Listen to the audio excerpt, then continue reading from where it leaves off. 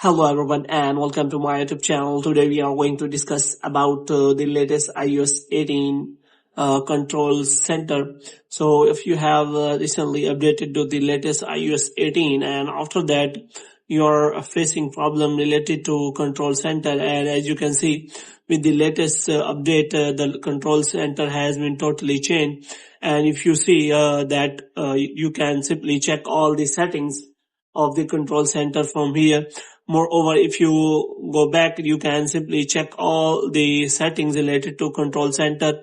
And after that, if you click on any of the option available here, you can simply get more features related to TV and control center. Here you can simply find all these options available here.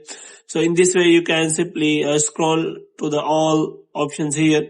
Now if you want to fix that, if you are facing the problem related to control center, so then what you have to do, you have to simply go to the settings, and after that you have to simply go to control center. And here you can simply check these settings. So this option is available access within apps. So these options are only available, which means if you want to get the control center access while you are using any app, then you can simply turn this on. If you do not want to use the control center in any of the app you are using, then you can simply turn it off.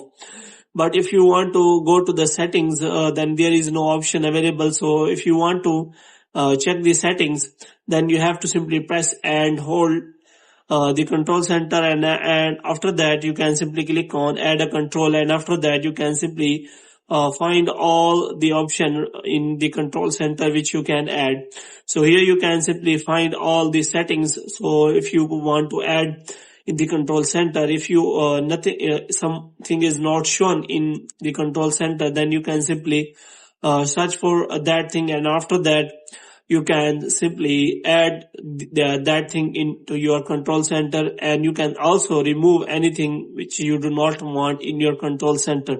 So in this way you can simply edit your control center in the latest iOS 18 update. So hope you have liked this video. If you get more videos like this, you can subscribe our channel.